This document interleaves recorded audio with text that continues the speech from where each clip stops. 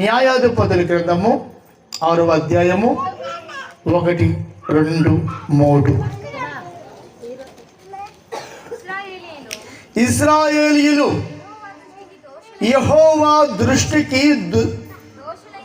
దోషులైనందున యెహోవా 7 ఏండ్లు వారిని మిద్యానీయులకు అప్పగించెను. మిద్యానీయుల చెయ్యి ఇశ్రాయేలీయుల మీద హెచ్చాయును గనుక వారు మిద్యానీయులు ఎదుట నిలవలేక కొండలలోనున్న వాగులలో గృహలను దుర్గములను తమకు సిద్ధపరుచుకుని ఏం చేస్తారు? దేవుని బిడ్డలై ఉన్నారు, దేవుని సంబంధులై ఉన్నారు. దేవుని బిడ్డలై ఉండి సున్నతిని పొంది మేము యేసు ప్రభు బిడ్డలము, మేము దేవుని సంబంధించిన వారము, ఐఆమ్ క్రిస్టియన్ అనుకుని చెప్పుకుంటున్నటువంటి ఇశ్రాయేలీ ప్రజలంట శత్రువుల చేతిలో లోబడిపోయారు. అంటే చాలామంది క్రైస్తవులు ఎటువంటి స్థితిలో ఉన్నారంటే శత్రువుల చేతిలో చిక్కబడిన వాళ్ళుగా ఉంటున్నారండి. ఏమండి, శత్రువుడు ఏం చేస్తున్నాడు? నిన్ను తొక్కివేస్తున్నాడు, రోగాలు తొక్కివేస్తున్నాయి, నిన్ను హాస్పిటల్ చుట్టూరు త్రిప్పేస్తా ఉన్నాడు. నీ కష్టార్జితం అంతా కూడా సిల్లి సంచులలో వేసినట్లుగా అయిపోతుంది. కారణం అక్కడే 1వ వచనంలో చాలా చక్కగా రాయబడి ఉన్నది. ఏమిటి తెలుసా? వారు యెహోవా దృష్టికి దోషులై ఉన్నారు. ఎవరండి దోషులై ఉంది? దేవుని బిడ్డలై ఉండి దేవునితో నడవవలసినటువంటి సంబంధం, సన్నిహితమైనటువంటి సంబంధం కలిగి ఉండవలసినటువంటి బిడ్డలు ఏం చేస్తున్నారంట? దేవుని దృష్టికి దోషులై ఉన్నారు. ఎప్పుడైతే దోషులై ఉన్నారో అప్పుడు దేవుడంట మిద్యానీయుల చేతికి ఇశ్రాయేలుని అప్పగించెను. ఈరోజు రోగము చేతికి, అపవాది చేతికి చాలా మంది క్రైస్తవులు అప్పగించబడుతున్నారంటే కారణం మీరు దేవుని దృష్టికి చాలా దోషులై ఉండవచ్చు, చాలా వ్యతిరేకంగా ఉండవచ్చు. నువ్వు దేవుని బిడ్డవై ఉండి నీలో క్రీస్తు ఎక్కడున్నాడు? నీలో ప్రేమ ఎక్కడుంది? నీలో యథార్థత ఎక్కడ ఉంది? నీలో పట్టుదల ఎక్కడ ఉంది? ప్రేమటువంటి దేవుని బిడ్డలారా, నీకు రోగం రావాలా? హాస్పిటల్ చుట్టూ ఫైల్ పట్టుకొని తిరగాలా? ఏం బాగలేదమ్మా అంటే పళ్ళని కిడ్నీలో స్టోన్స్ ఉన్నాయంట.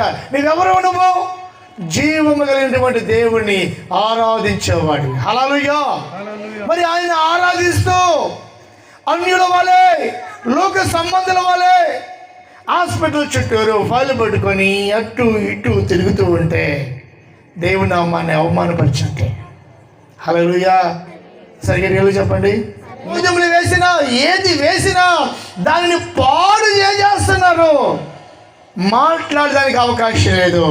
కారణం ఏంటి తెలుసా? దేవుడి యందు భయభక్తులుగా లేకపోవడం కారణంగా దేవుడు ఆ దేవుని బిడ్డలను సాతాను గాడికి అప్పచెప్పేసాడు. నీ ఇష్టం, చంపుకో, రసం లాక్క వాళ్ళ ఎద్దరుండి. అప్పుడంట 4 చూడండి, వారి ఎదుట దిగి గాజాకు పోనంత దూరమున భూమి పంటను ఎంత పాడు చేసేస్తాడండి. ఈరోజు నీ శరీరాన్ని పాడు చేస్తున్నారు. ఆమేన్. నీ ప్రార్థన జీవితాన్ని పాడు చేస్తున్నారు, నీ బైబిల్ ధ్యానాన్ని పాడు చేస్తున్నారు, నీ ఆత్మీయ స్థితిని పాడు చేసేస్తున్నారు. ఎవడో? సాతాను గాడు.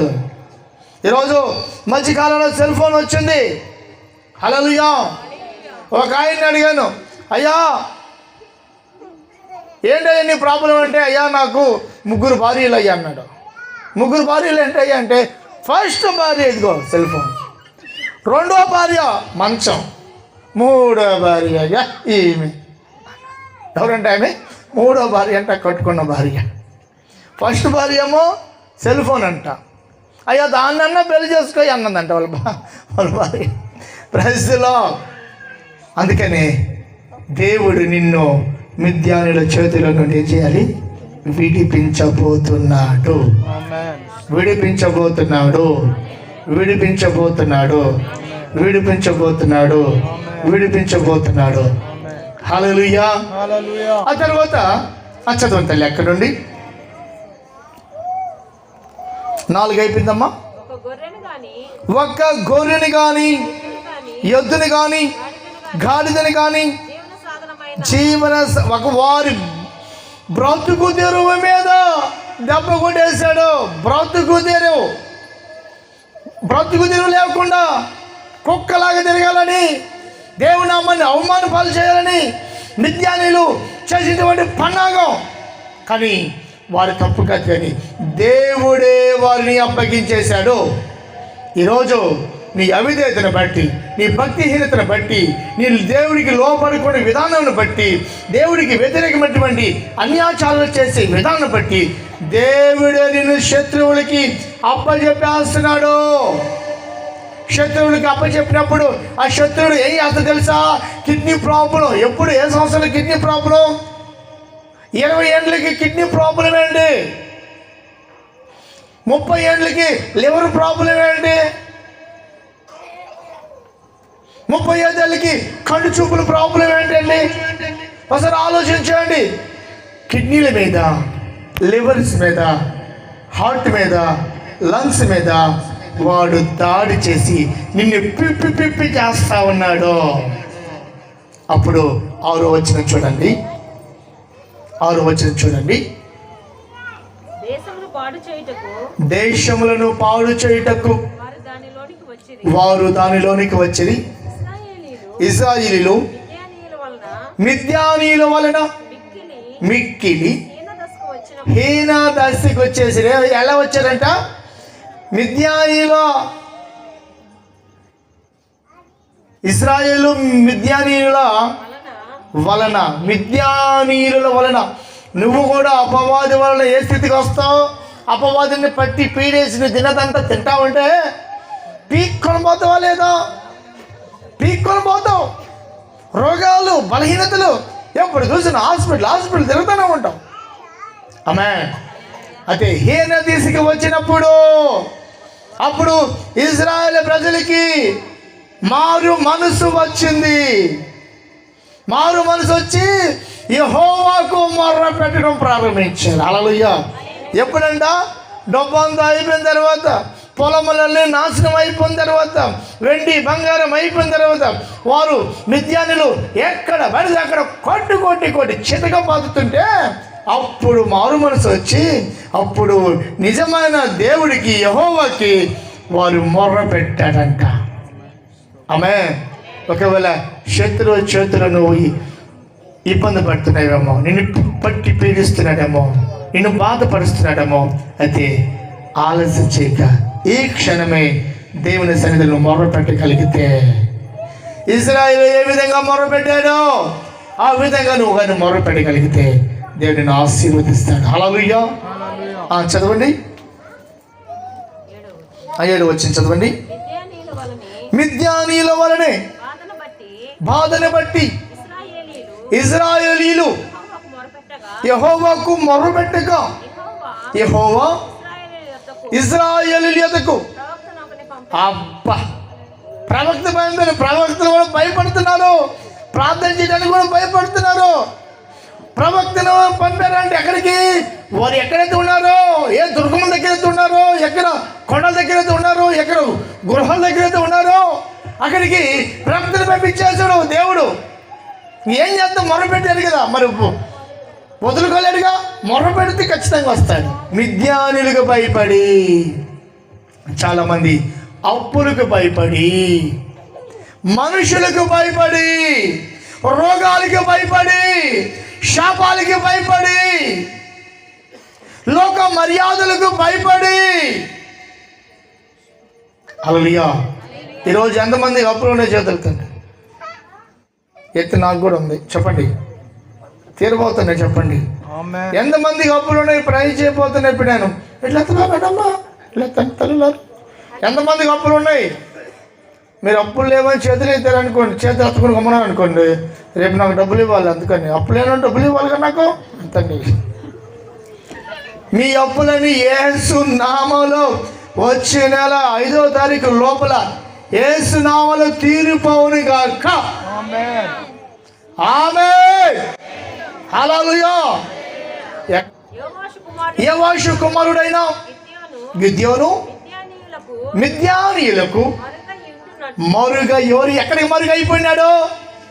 నువ్వు సున్నతి పొంది బాప్తిసం పొంది పరిశుద్ధాత్మను పొందుకొని మరుగైపోతావా? దెయ్యానికి భయపడతావా?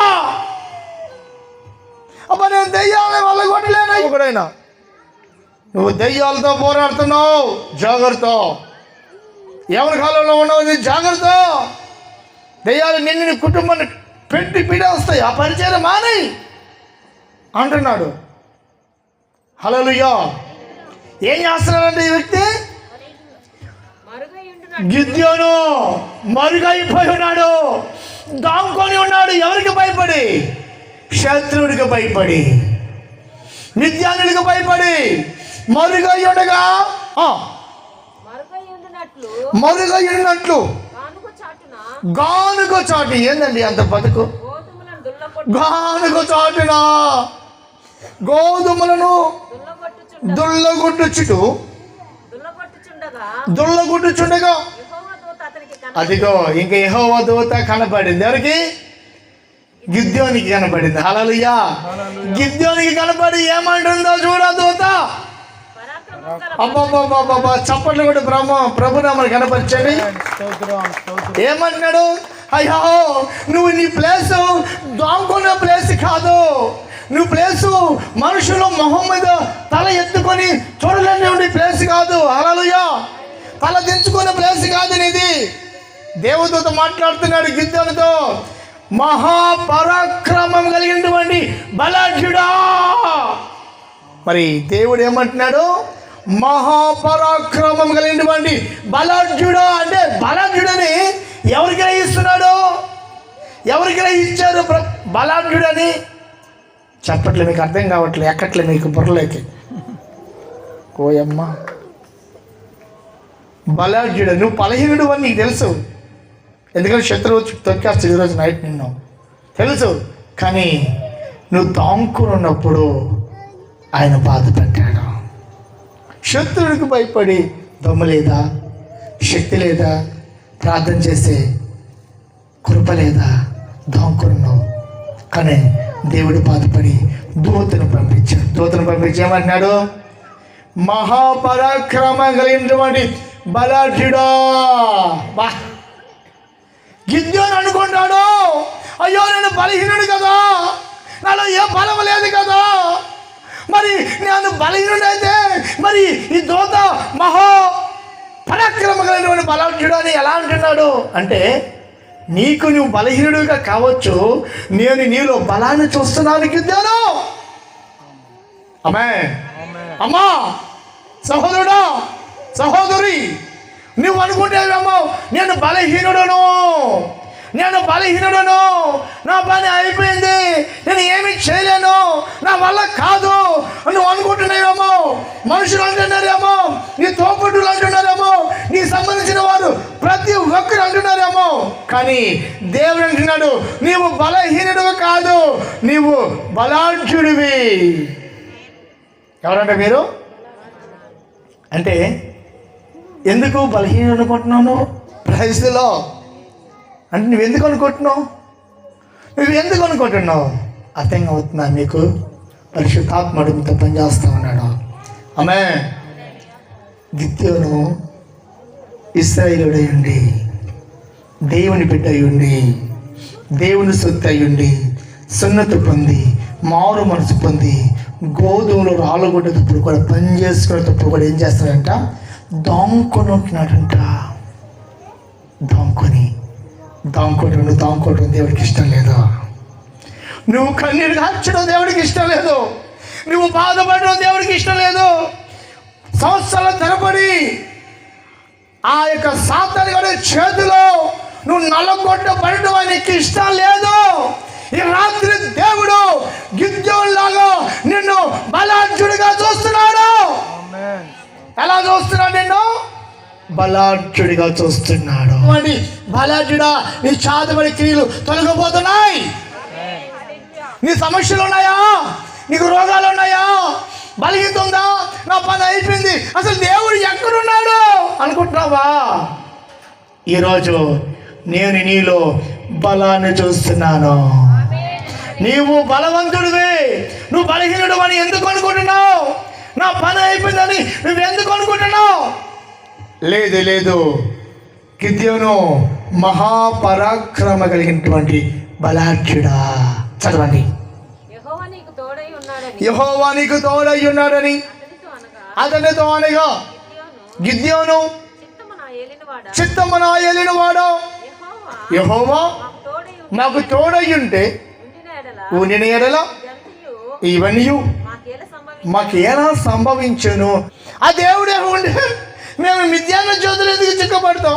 ఆ దేవుడే ఉండే మా అమ్మ ఎందుకు క్యాన్సర్ వ్యాధితో అలాగనే ఉంటుంది. ఆ దేవుడే ఉండే మా నాన్న ఎందుకు త్రాగుపోతానో అలాగనే ఉంటాడు. ఆ దేవుడే ఉండే నా పిల్లలకి ఎందుకు ఉద్యోగం రాలేదు. ఎక్కడున్నాడయ్యా దేవుడు? ఎక్కడున్నాడు? హల్లెలూయా. గిద్యోను కూడా ఏదో మాట్లాడినాడు. ఆమేన్ చెప్పాలి. ఆమేన్ చెప్పాలి. హల్లెలూయా. గిద్యోను కూడా ఏదో చెప్పాడండి. ఆ దేవుడే ఉంటే నేను మిథ్యాను చేతికి ఎందుకు అప్పచెప్పాడు నిన్ను? నీలో అవిధేయతను బట్టి, నీలో భక్తిహీనతను బట్టి, నీలో పాపాన్ని బట్టి. అద్భుతాలు చూశారు, సూచక్రియలు చూశారు, మహత్కార్యాలు చూశారు, గొప్ప గొప్ప కార్యాలు చూశారు. ఎర్ర సముద్రం చెల్చడం చూశారు, ఆరిన నేల మీద వెళ్ళడం చూశారు, ఆకాశం నుంచి మన్నాను కొట్టడం చూశారు, బండలో నుండి నీళ్ళ నాటం చేశారు. మరి అన్ని చూసి కూడా వ్యర్థమైన వాడికి ఆరాధన చేస్తూ దేవుడికి వ్యతిరేకంగా ఉన్నారే. మరి ఇంకా చూసి ఏం చేస్తాడు ఆయన? శత్రువుడికి చేతికి అప్పచెప్పేస్తాడు. ఆమేన్. అన్నీ అది ఏమైనా అద్భుత కార్యం చేయలేదా? దైవ సేవకులు మీ గురించి ప్రార్థన చేయట్లేదా? హల్లెలూయా. అద్భుత కార్యములని ఏమైపోయాయి? ఎందుకు వ్యర్థమైనటువంటి ఆరాధన చేస్తున్నావు? ఎందుకు క్రైస్తవురాలమై ఉండి నల్లతాడు కాళ్ళు కట్టుకుంటున్నావు? ఏంటమ్మా అంటే డిస్ట్రిక్ట్ మాస్టర్ గారు అన్నారు. క్రైస్తవురాలమై ఉండి తాడుతో నీకేం పని? అందరంతా నీకే పని? వ్యర్థమైన వాళ్ళ దగ్గరికి ఎందుకు వెళ్తున్నావు? తావితులని అక్కడికని ఇక్కడికని బోబమ్మ దగ్గరికని ఇక్కడికని ప్రతి ఒక్కరు సాష్టాంగ పడి ఇక్కడ గజగజలు ఆడుతూ ఉంటే ఇక్కడ నుండి జీవము కలిగినటువంటి దేవుడి దగ్గర నుండి నువ్వు అక్కడికి వెళ్ళి అంతరాలు మంత్రాలు తంత్రాలు చేసుకుంటూ ఉన్నావంటే శత్రువు చేతికి నిన్ను అప్పజెప్పేశాడు. ఈరోజు ఇశ్రాయేలు ప్రజలు మొరపెట్టినట్లుగా ఈ రాత్రి నువ్వు మొరపెట్టగలిగితే గిద్యోను లాంటి బలార్జునుని మీ దగ్గరికి పంపించి మిద్యాను చేతుల నుండి ఆయన మిమ్మల్ని విడిపిస్తాడు. నువ్వెందుకు హాస్పిటల్ పాలకపోతున్నావు? నీకెందుకు గర్భఫలం లేదు? నీకెందుకు థైరాయిడ్ ఉంది? నీకెందుకు షుగర్ ఉంది? అంటే శత్రువుడు ఆ రూపములో నీలోకి జ్వరపడ్డాడు. ఎందుకు చెప్పాను? ఎందుకంటే చెప్పిన మాట వినకపోతే అంతే, శత్రువు చేతికి అప్పచెప్పేస్తాడు. నువ్వు ప్రాంతంలో బలహీనురాలు అయిపోతే చాలు, శత్రువు టక్కని అయిపోతాడు. అయ్యా నువ్వు బలాఢ్యుడు అయ్యా, నీలో సామర్థ్యం ఉందయ్యా, నీలో ప్రార్థన శక్తి ఉంది, నీలో అభిషేకం ఉంది, నువ్వు దేవునికి సాధనంగా వాడబడతావు అని అంటే దేవుడే ఉండే నాకెందుకు ఈ కష్టాలు, దేవుడే ఉంటే నాకెందుకు ఈ బాధ, దేవుడే ఉంటే నాకెందుకు ఈ రోగం, దేవుడే ఉంటే మా భార్యాభర్తల మధ్య ఎందుకు ఐక్యత లేదు, దేవుడే ఉంటే నాకెందుకు ఈ సమస్యలు అంటారు. ఆ దేవుడు ఉండబట్టే ఇప్పటి వరకు నువ్వు బ్రతికి ఉన్నావు. హల్లెలూయా. ఆయన సేవలో సజీవ యాగముగా సమర్పించుకోనటమే. Praise the lord. ఈరోజు గిద్యోను లాగా మమ్మల్ని నిలబెట్టాడు. ఎంతమంది మిద్యానీయుల చేతిలో ఉన్నాడు. ఎన్ని సంవత్సరాలు చెప్పారంట? 7 సంవత్సరాలు. నువ్వు ఎన్ని సంవత్సరాల నుంచి శాతవర్షికులతో బాధపడుతున్నావు? ఎన్ని సంవత్సరాలు నీలో సర్పం ఉంది? ఎన్ని సంవత్సరాలు నీలో రోగం ఉంది? ఎన్ని సంవత్సరాలు నీకు గర్భఫలం లేకుండా ఉంది? ఎన్ని సంవత్సరాలు నువ్వు మిద్యాని చేతిలో చిక్కబడి ఉన్నావు? ఈ రాత్రి దేవుడు మహా పరాక్రమ కలిగినటువంటి బలాఢ్యుడును మీ మధ్యలోనికి పంపించబోతున్నాడు. అందరూ ఉన్న ప్లేస్లోనే లేచి నిలబడండి. అందరూ మీ యొక్క బైబిల్ ముందు పక్కన పెట్టేసి అక్కడ ఉన్న వాళ్ళందరూ కూడా ఈ క్లాస్ని నింపేసేయండి. మొత్తాన్ని నింపేసేయండి. ముందుకు రండి, చేతు పడడానికి వచ్చేసేయండి. Praise the lord, praise the lord. ఈరోజు నువ్వెందుకు హాస్పిటల్కి వెళ్తున్నావు?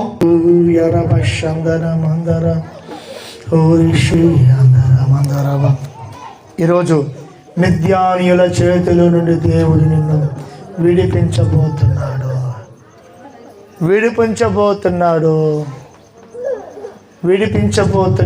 బలహీనలుగా ఉన్న వాళ్ళు ముందుకు రండి. మిద్యానీయుల చేతుల నుండి విడిపించబోతున్నాడు. శాంబా, నా కుమారుడా, మహాపరాక్రమ కలిగిన బలార్చుడా, నీలో బలం ఉందని మర్చిపోయావా? లేదు నేను బలం నేను చేయలేదయ్యా అంటానికి వీల్లేదు. నీలో బలం ఉంది, దేవుడు చూస్తున్నాడు. నీలో బలం ఉంది, దేవుడు చూస్తున్నాడు. నేను కూడా అనుకున్నాను, అయ్యో నాకు నాకు చదువు లేదే, నాకు తెలివి లేదే, మా తండ్రికి నేను పనికి రాలేదే, మా బ్రదర్కి నేను పనికి రాలేదే అని నేను అనుకొని, మా చెల్లెలికి పనికి రాలేదే నేను అనుకొని మౌనంగా ఉన్నానా? అందరికి పనికి రాకపోతే ఏమంటాడు? మహాపరాక్రమ కలిగినటువంటి బలార్జుడా. నువ్వు బలార్జుడు, నీకు తెలీదు అమ్మా. నువ్వు బలార్జుడివి తల్లి, నువ్వు బలార్జుడివి. హల్లెలూయా, నువ్వు బలార్జుడివి. నీలో బలం ఉంది. రూతు, నా కుమారి, నీలో బలం ఉంది. మేరీ, నీలో బలం ఉంది, మర్చిపోబాకు. అమూల్య గారు, నీలో బలం ఉంది, మర్చిపోబాకు. నేను బలం లేదనుకుంటేవేమో, నీలో బలం ఉంది. హల్లెలూయా. ఈ ప్రాంతమంతా దేవుని షకిన గ్లోరీతో నింపబడబోతున్నాడు. రికాతారా షాదారా కాతారా లివ్రిని మాసాతిరిలిరిసి రోబదో రోబాదానా సందరదరా. ప్రార్థన చేయు స్థలమంతా కమ్ముకొనే మహిమా మహిమా మహిమా యేసు మహిమా నాలో నుండి ప్రవహిస్తుంది. మహిమా మహిమా యేసు మహిమా నాలో నుండి ప్రవహిస్తుంది. అందరూ మహిమా మహిమా యేసు మహిమా నాలో నుండి ప్రవహిస్తుంది. ప్రార్థన చేయు స్థలమంతా కమ్ముకొనే మహిమా. ప్రార్థన చేయు స్థలమంతా కమ్ముకొనే మహిమా. షకీనా గ్లోరీ గ్లోరీ గ్లోరీ గ్లోరీ. చూడు, మహిమ జన్మపడతావు. ఎప్పుడప్పుడు 5వ తారీఖు ప్రార్థన వస్తుంటావు, ఎదురు చూస్తూ ఉంటావు. అన్ని భాషలతో మాట్లాడుతున్నావు చూడు, శక్తితో నింపబడుతున్నావు చూడు, అభిషేకంతో నింపబడుతున్నావు చూడు. నీ శరీరంలో భారం, నీ కిడ్నీలో స్వస్థత, లివర్లో స్వస్థత, కడుపులో బలహీనత యేసు నామములో వెళ్ళిపోతావు చూడు.